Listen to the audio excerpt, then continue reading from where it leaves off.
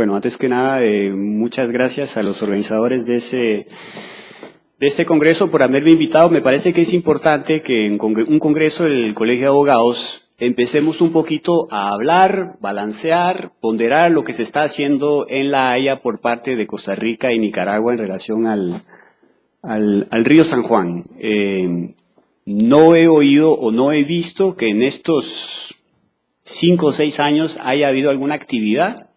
Y me parece que es bueno porque la Cancillería puede tener su discurso, los asesores de Costa Rica pueden intentar convencernos de que están haciendo lo mejor para la defensa de los intereses del país, pero me parece siempre que la mirada de un académico y de otros académicos siempre permite tal vez ponderar un poquito las ansias de victoria antes de tiempo que a veces oímos por parte de algunos altos funcionarios de gobierno. Hay que saber que actualmente Costa Rica y Nicaragua están exhibiendo un espectáculo nunca visto en La Haya. En menos de 7 años, 3 demandas distintas, todas relacionadas a lo mismo, el río San Juan. Acuérdense que en el 2005 Costa Rica presentó una demanda por los derechos de navegación, que se zanjó con una decisión del 2009 de la Corte Internacional de Justicia, que en el 2010, a raíz de la operación del dragado y de la ocupación ilegal del territorio costarricense, Costa Rica presentó una nueva demanda, y que Nicaragua, de manera muy hábil, encontró que la trocha fronteriza abría un flanco perfecto para contrarrestar esa demanda, presentando también una demanda contra Costa Rica en diciembre del 2011, exactamente 24 horas después de que se leyera el argumento de la Presidenta de la República ante un recurso ante la Sala Constitucional. Es muy interesante eso, esa coincidencia de fechas entre la ponencia o la presentación del alegato de la Presidenta de la República y 24 horas después Nicaragua, que encuentra en ese alegato algo que posiblemente le hacía falta antes de lanzarse a La Haya. Vean ahí tal vez la necesidad de que nuestras altas autoridades tengan muy claro que como presidente, como ministro, como vicepresidente, hay cosas que uno dice que pueden tener muy serias implicaciones desde el punto de vista internacional. Una persona que estuvo aquí ayer, de don Alcio Piva, sabe perfectamente a lo que me refiero.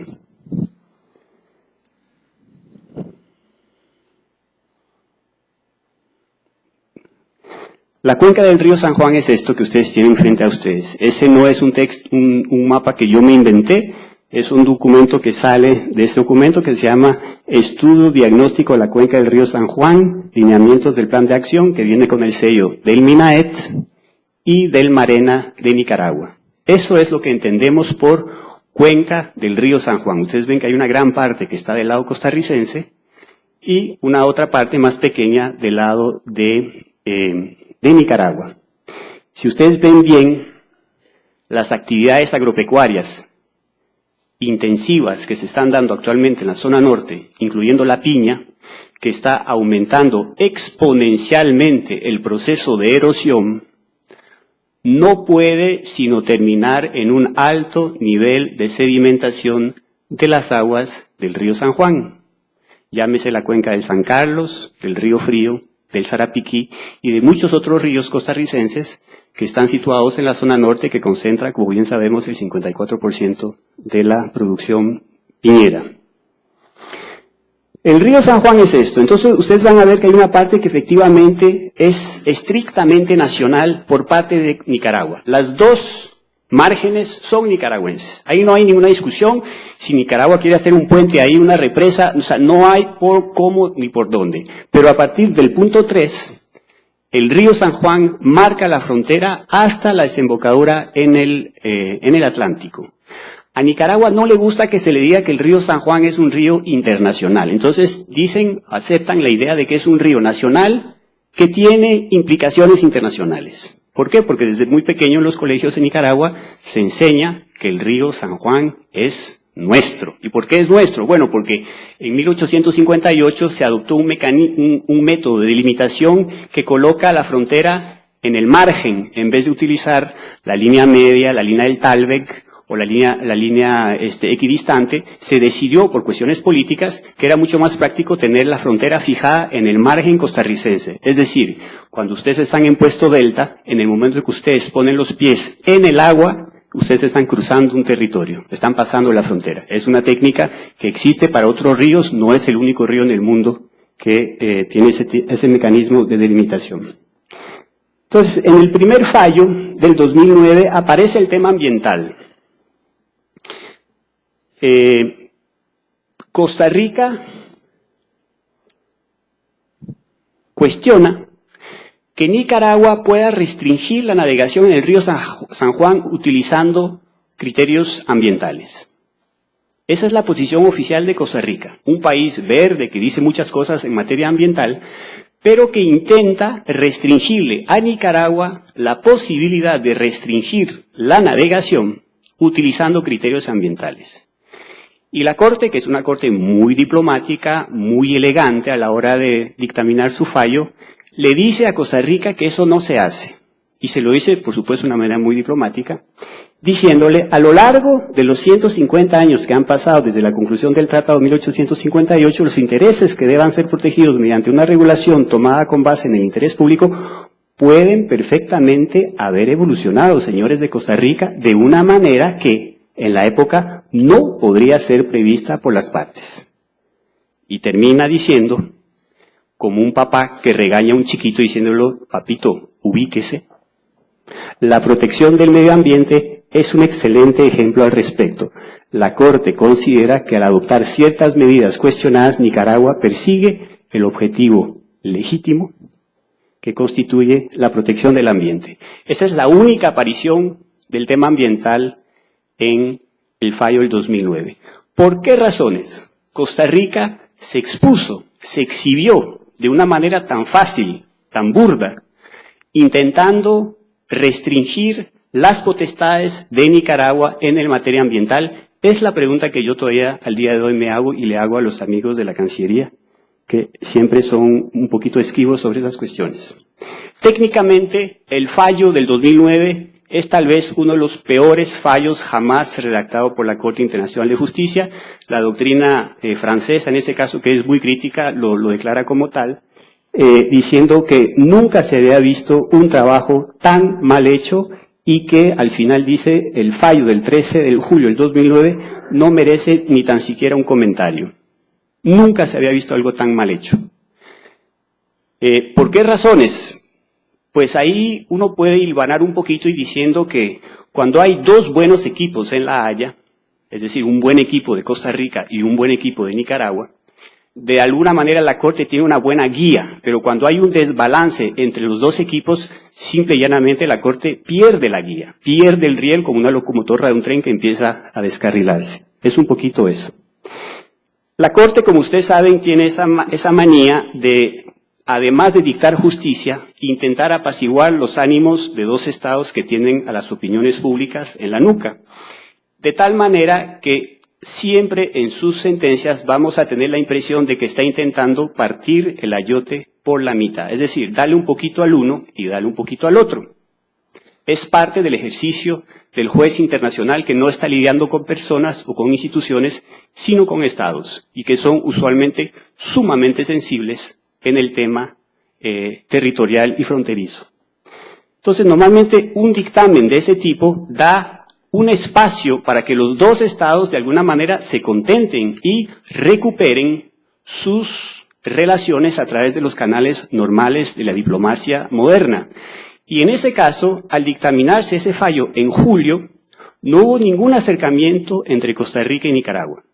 El señor viceministro fue a dar una vuelta explicando a los cantones fronterizos cuáles eran los alcances de ese fallo para esos municipios, y el 14 de septiembre Nicaragua no encontró nada mejor que adoptar un reglamento de 21 páginas en relación a la reglamentación en la navegación del río San Juan. Vean ahí cómo los dos países perdieron una oportunidad de oro que les estaba brindando el juez internacional para que de alguna manera recapacitaran y recuperaran poco a poco lo que significa una demanda en La Haya, que es una guerra verbal y una guerra, evidentemente, procesal, que dura muchísimos años.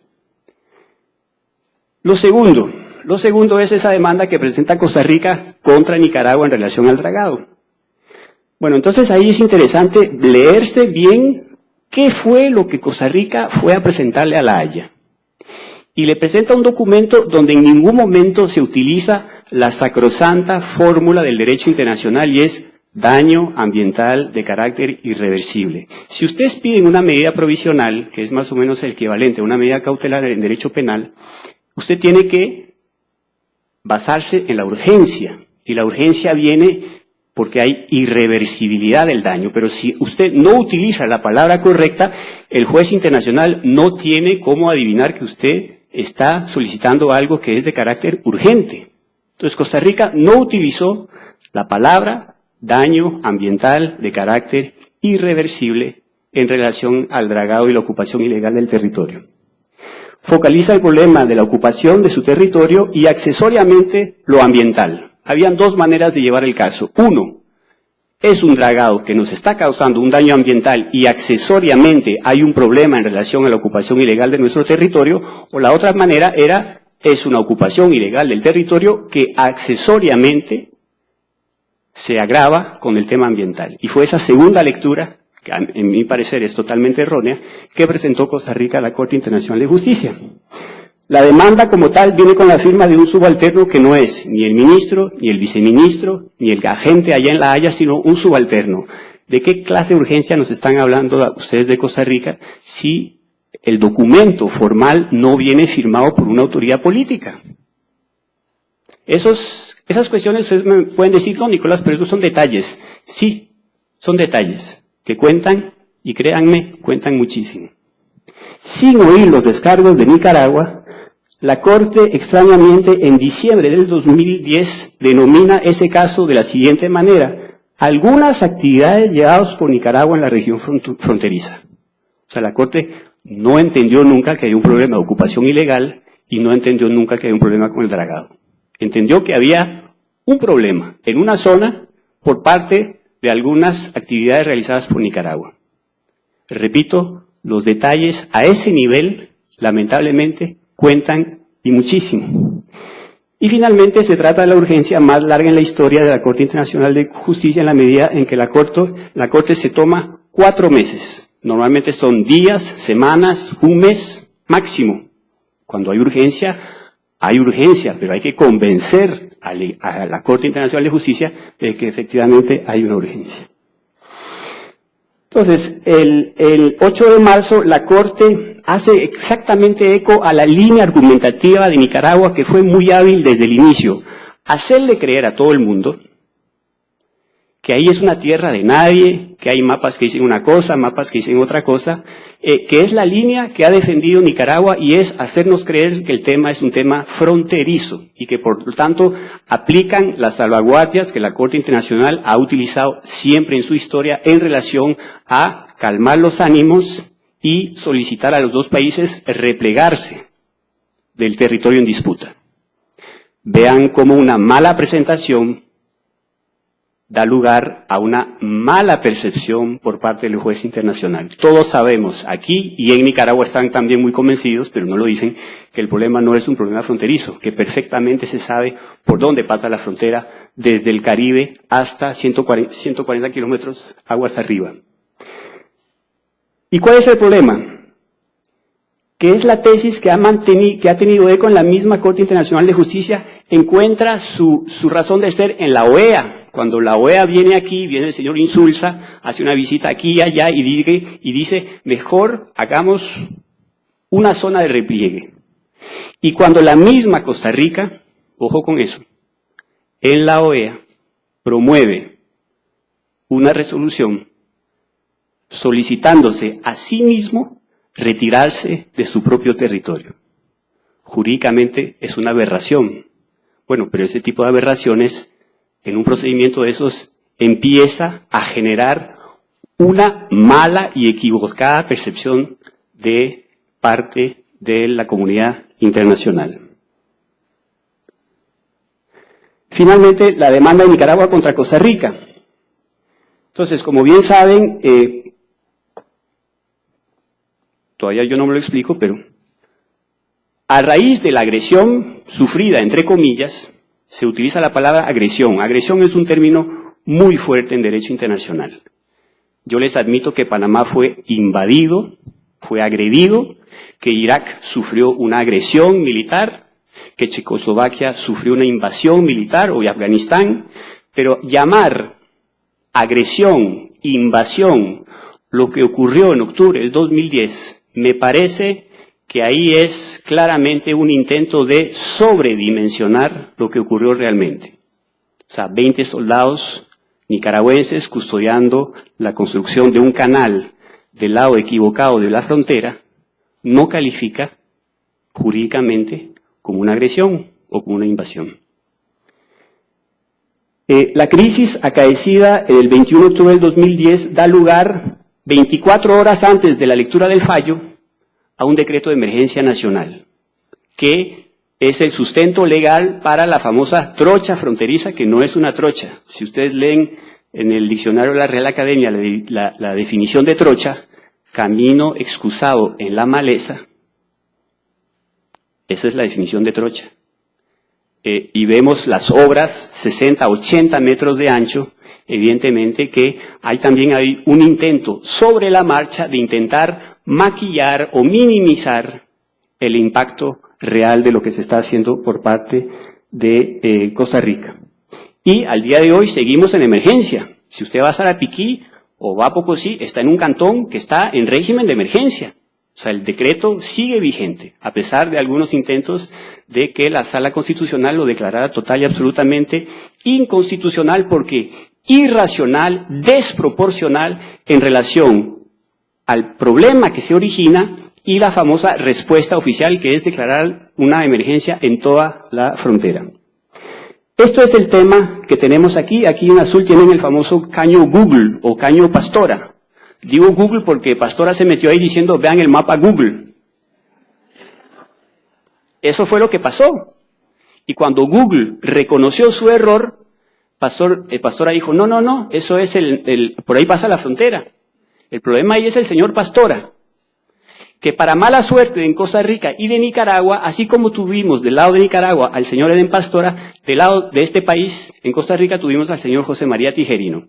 Los dos hubieran podido irse a tomar un trago y resolver el tema, pero no pudo ser así. Uno era el encargado del dragado y el otro era el ministro de Gobernación en ese momento, y lamentablemente los dos, por sus declaraciones, agudizaron algo que normalmente entre dos países se resuelve con una negociación, con una 2 o 3 llamadas, un posicionamiento GPS, por supuesto, en la mayor discreción, porque a ningún Estado le va a gustar que lo exhiban cuando sus funcionarios se equivocan del lado de la frontera en la cual tienen que estar. Eso pasa en todas las fronteras del mundo, pero es el primer caso en que un incidente fronterizo, termina en La Haya, en la OEA, y luego termina en La Haya. Vean aquí la famosa Isla Calero, ahorita que estamos escuchando hablar de las islas. La Isla Calero es toda esa gran masa que ustedes ven aquí. Todo eso es Isla Calero. Claro, cuando ustedes dicen, nos están invadiendo en Isla Calero, ustedes están sobredimensionando, porque el tema que es serio, yo no estoy diciendo que no es serio, pero el tema se circunscribe exactamente a ese famoso lugarcito aquí que se llama Isla Portillos. Pero si usted dice a su opinión pública, nos están quitando Isla Calero, pues Isla Calero es todo eso. Al día de hoy, yo no he oído de incursiones nicaragüenses en toda esta zona. Aquí arriba sí efectivamente hay un problema muy serio. Vean otra vez cómo se juega con las palabras, con la idea de sobredimensionar un problema muy serio, pero que en otros países, o por lo menos en otras fronteras, se resuelve entre dos países que resuelven las cosas utilizando los canales diplomáticos normales. Bien, entonces la demanda de Nicaragua viene muy afilada. Nicaragua, ustedes tienen que saber que aquí vivimos en un país que subestima a Nicaragua en muchas cosas, en fútbol, en términos de educación, de salud. Hay un ámbito en el cual Nicaragua le puede dar lecciones al mundo entero, y es en el arte del litigio internacional. Ellos ridiculizaron a Estados Unidos en el 86, acaban de humillar a Colombia. Yo creo que Colombia tiene el mismo problema que Costa Rica. Subestimar las capacidades, la capacidad de convencimiento, la experiencia del equipo legal de Nicaragua. Y el que sigue ahora en las listas, pues es Costa Rica, no podemos hacer nada. Entonces, la demanda es muy clara. Nicaragua se reserva el derecho de determinar la unión de los dos casos, pero no presenta en ningún momento una solicitud de medidas provisionales.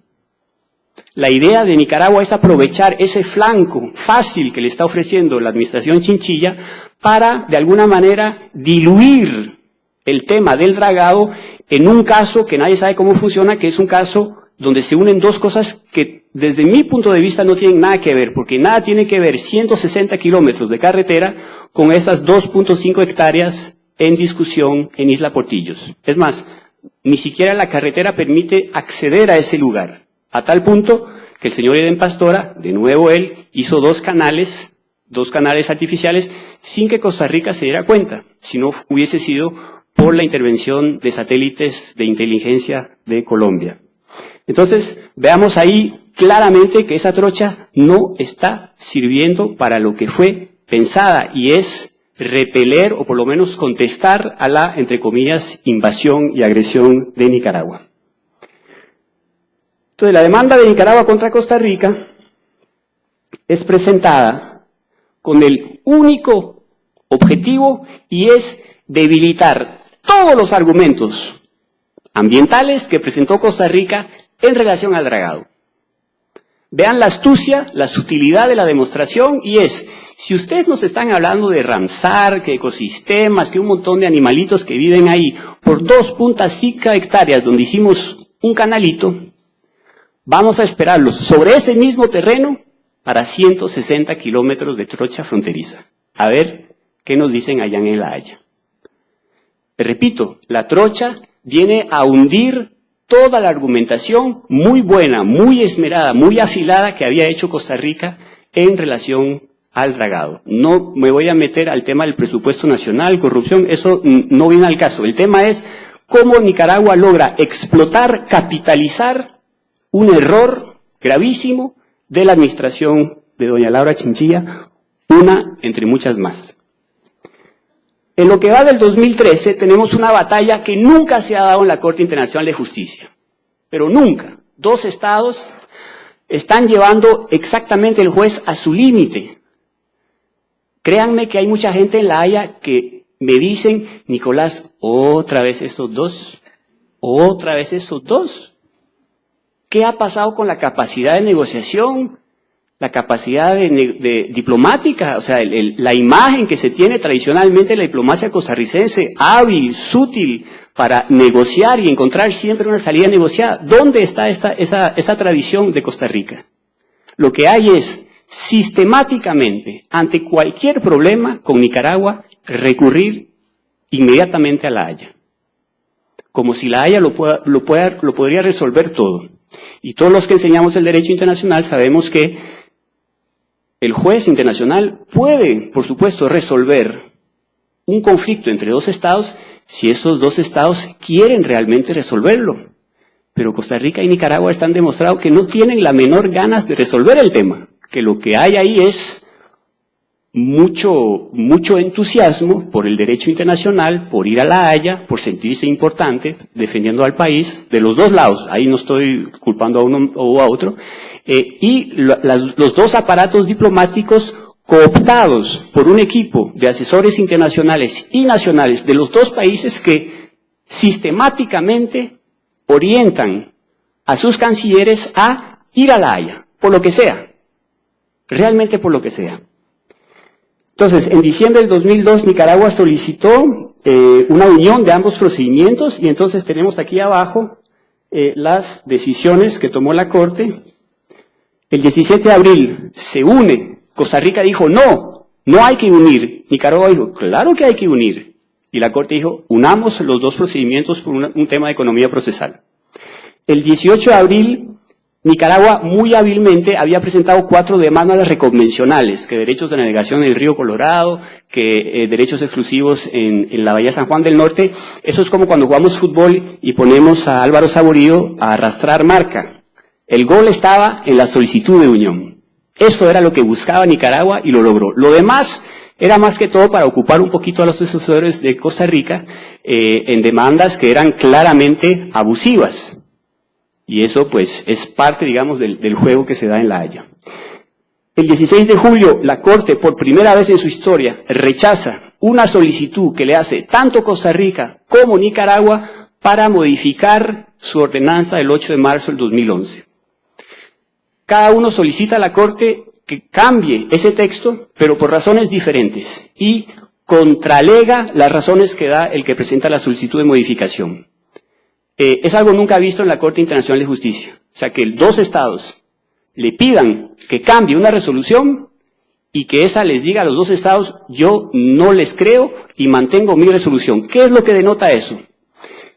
Que la Corte no está nada contenta con la actitud de Costa Rica y de Nicaragua, y que Costa Rica y Nicaragua tampoco están muy convencidos de lo que está haciendo la Corte Internacional de Justicia. Eso es exactamente lo que denota esa decisión.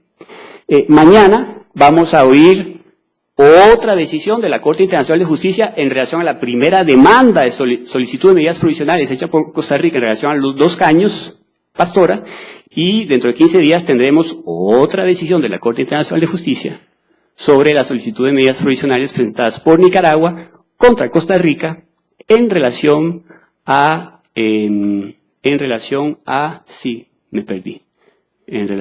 algo. A la trocha, claro, claro. Con algo muy inusual, y es que cuando Costa Rica se sintió desbordada, Costa Rica acudió a su prensa para exhibir y exponer las pretensiones abusivas de Nicaragua. Eso no se hace.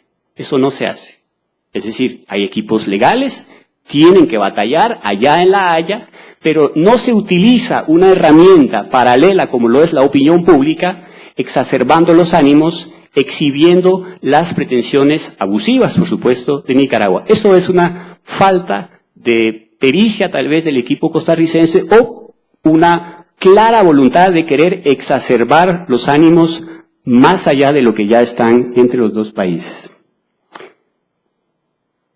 Bien, esta es la atmósfera que se respira en el Peace Palace. Este es un asesor inglés. Ven que utiliza la peluca, como en el siglo XVI. Es un ambiente muy, digamos, tradicional.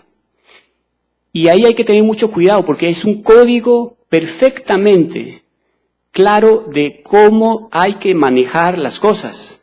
Ahí no hay espacio para que haya un ministro dando declaraciones en la prensa mientras sus asesores están batallando contra el otro país. Eso no se hace.